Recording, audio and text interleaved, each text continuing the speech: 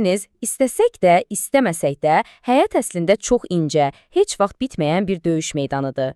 Gündəlik münasibətlərdən tutmuş ofisdəki o kiçik intriqalara və biznesdəki amansız rəqabətə qədər hər yerdə bir mübarizə var.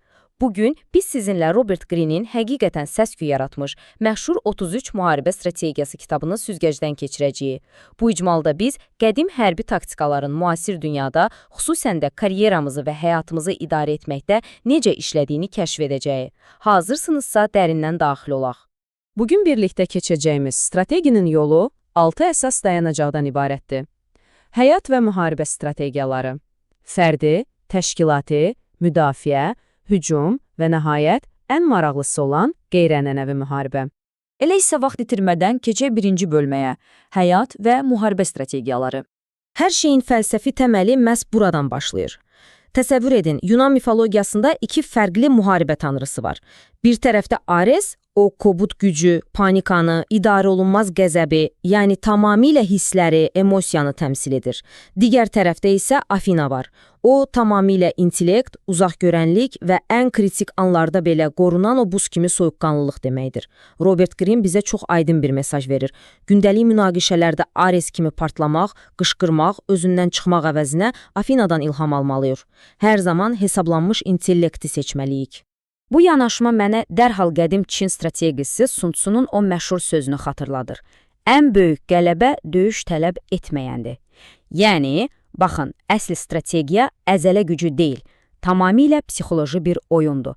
Bunu bugünkü biznes tanışıqlarına tətbiq etsək, görərik ki, ən güclü liderlər hər yeri qırıb tökmədən, lazımsız düşmənçilik yaratmadan, sadəcə ağılla rəqib üzərində psixoloji üstünlük qazananlardır.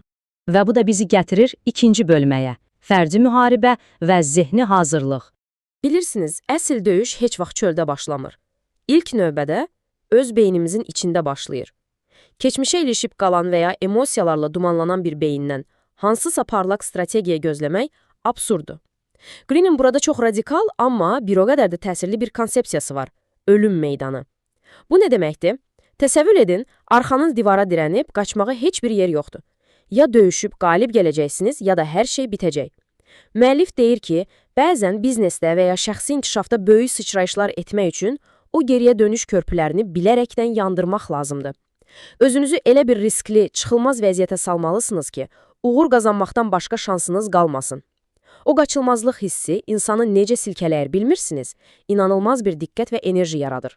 Tarixə baxaq. Makedoniyalı İskəndər. O, məhz bu fərdi uzaqgörənliyi ilə öz daxili dünyasını fəth etmiş ən parlaq nümunələrdəndir. İskəndər hara getdiyini, böyük həyat hədəfini o qədər dəqiqliklə bilirdi ki, emosiyalarına heç vaxt yenilmirdi. Bəs bunu bugünkü sahibkarlığa necə uyğunlaşdıra bilərik? Çox sadə. Bir startap qurucusu və ya rəhbər öz şirkətinin viziyasını o qədər aydınlaşdırmalıdır ki, rəqabətin o amansız dalğaları onu 1 santimetr belə öz yolundan azdıra bilməsin. Öz zehnimizi fəth etdik, əla. Bəs sonra? İndi miqyas böyüyür. 3-cü bölmə, təşkilati müharibə və komanda ruhu. Artıq söhbət tək bir fərddən deyil, vahid və motivasiyalı bir ordu, yəni komanda yaradan böyük strategdən gedir. Kollektivlə işləyəndə ən böyük təhlükələrdən biri nədir bilirsiniz? Qrup təfəkkürü, yəni hər kəsin kör-köranə eyni cür, standart və vasat düşünməyə başlaması. Greene xəbərdarlıq edir ki, əgər korporativ mühitdə dinamiklik istəyirsinizsə, mütləq aydın bir komanda zənciri qurun. Amma icranı mütləq mərkəzsizləşdirin. Komandanızı müstəqil qərarlar verə bilən, çevik, kiçik qruplara bölün. Şirkəti o dözülməz bürokratik ləngimədən və iflicdən xilas etməyin yeganə yolu budur. Burada Karfagenin əfsanəvi sərkərdəsi Hannibalı xatırlamamaq günah olar. O bəlkə də bir-birini heç başa düşməyən, fərqli dillərdə danışan əskərləri qırılmaz bir qüvvəyə çevirməyi bacarmışdı. Bəs bunu necə etmişdi? Çox dəqiq bir ardıcıllıqla. Əvvəlcə hamını ortaq bir məqsəd ətrafında birləşdirdi, sonra onların ən təməl ehtiyaclarını qarşıladı. Ən vacibi isə həmişə ön cəbhədə idi. Təhlükə vaxtı əskərləri ilə eyni riski bölüşürdü. Və nihayət, komanda üçün möhtəşəm bir ortaq mif yaratdı. Bugün çətin bir layihədə işçilərin sadiqliyini qorumaq istəyən hər bir müasir menecer üçün bu addımlar əslində bir qızıl qaydadır. Komanda da hazırdırsa, keçirik 4-cü bölməyə, müdafiə müharibəsi, yəni gözləmə sənəti. Bəzən insanlara elə gəlir ki, müdafiəyə çəkilmək zəiflikdir, passivlikdir, amma qətiyyən elə deyil. Əslində bu, mükəmməl qənaət strategiyası adlanan, enerjinizi qoruyan, olduqca parlaq bir gedişdir. Baxın, bəzən atılacaq ən ağıllı addım sadəcə durmaq və hücum etməməkdir. Təsəvvür edin, çox gərgin bir müqavilə danışığındasınız. Rəqibi qəsdən ilk həmləyə təhrik edirsiniz.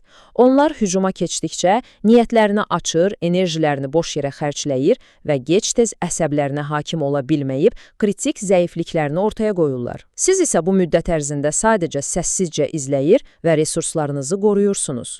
Bu səbrin ən gözəl müasir nümunəsi Böyük Britaniyanın keçmiş baş naziri Margaret Thatcher'dir. O, daxili müxalifətin, medianın amansız təzyiqlərinə sadəcə dözürdü, əyilmirdi. Heç vaxt tələsik reaksiya vermirdi. Rəqiblərinin dayanmadan hücum edərək özlərini yormasını, ictimaiyyət qarşısında səhv buraxmasını sakitcə gözləyirdi. Və inanın mənə, məhz bu uzunmüddətli siyasi dözümlülük və müdafiə sayəsində o bütün böyük hədəflərinə çatdı. Çünki bəzən ən öldürücü silah elə səbrin özüdür.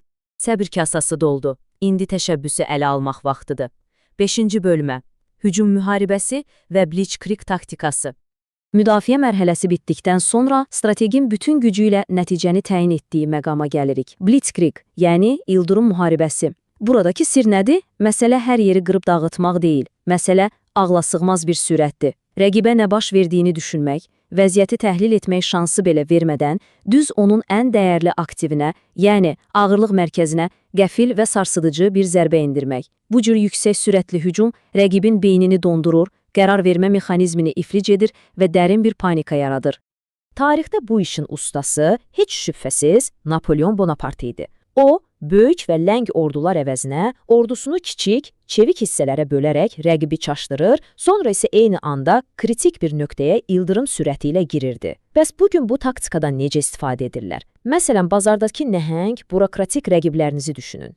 Kiçik, dinamik bir texnoloji şirkəti heç kəsin gözləmədiyi anda ard-arda innovativ məhsullar buraxır və bazarı şoka salır. O nəhənglər hələ də elə bilirlər ki, rəqabət aparırlar. Amma əslində çoxdan mühasirəyə alınıblar. Və gəldik sonuncu 6-cı bölməyə qeyri-ənənəvi müharibə və mənəvi üstünlük. İndi isə keçirik bəzilərinin bəlkə də çirkli oyun adlandırdığı, amma reallıqda hər gün rastlaşdığımız o qeyri-ənənəvi taktikalara. Bunları neytral şəkildə anlamaq ən azından özümüzü qorumaq üçün mütləqdir. Belə bir strategiya var, mənəvi üstünlük. Bilirsiniz də, insanlar təbii olaraq ikiyüzlülüyə dözə bilmirlər. Münaqişə zamanı siz öz mövqeyinizi son dərəcə etik, saf bir missiya kimi təqdim edib, eyni zamanda rəqibinizin riyakarlığını, kiçik bir səhvini işıqlandırdıqda onları cəmiyyət və dəstəkçiləri qarşısında tamamilə təcrid edirsiniz. Açıq danışaq, mənəvi üstünlük iddiası bugün xüsusən də media və siyasət səhnəsində bir damla qan tökmədən istifadə edilən ən kəsərli psixoloji silahlardan biridir. Təbii ki, bu çərçivədə boşluq strategiyasını da unuda bilmərik. Yəqin sizin də ətrafınızda həmişə nədənsə narazı olan, dayanmadan problem axtaran, toxunmağa hücum etməyə yer axtaran aqressiv rəqiblər var, elə deyilmi? Bu strategiya bizə çox sadə bir şey deyir. Onlara vuracaqları bir divar, bir hədəf verməyin. Sadəcə bir addım geriyə çəkilin və reaksiya verməyin. Rəqib bütün o enerjisi ilə sadəcə havaya, yəni boşluğa zərbə endirəcək. Sizin bu soyuqqanlı, passiv reaksiyanız onları o qədər sinirləndirəcək ki, səhv ardınca səhv edəcəklər və sonunda sadəcə yorulub öz-özlərini məğlub edəcəklər. Baxın, bugün üstündən keçdiyimiz bütün bu fərqli tarixi fiqurlar əslində böyük bir tapmacanın hissələridir. İskəndər o daxili qorxularını boğaraq fərdi müharibənin təməlini qoydu. Hannibal on minlərlə adamı tək bir ürək kimi döyündürərək təşkilatı ruhun dərsini verdi.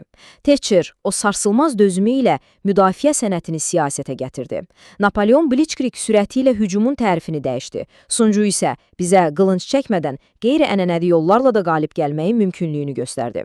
Bunlar hamısı birlikdə bir insanın adi fərddən necə o sarsılmaz, böyük strategiya çevrilməsinin mükəmməl xəritəsidir.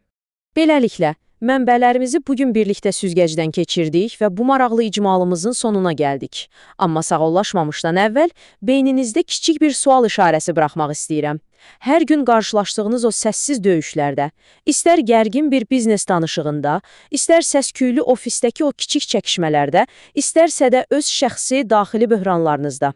Afinanın o səssiz, intellektual və dəqiq hesablanmış müdrikliyini necə tətbiq edəcəksiniz?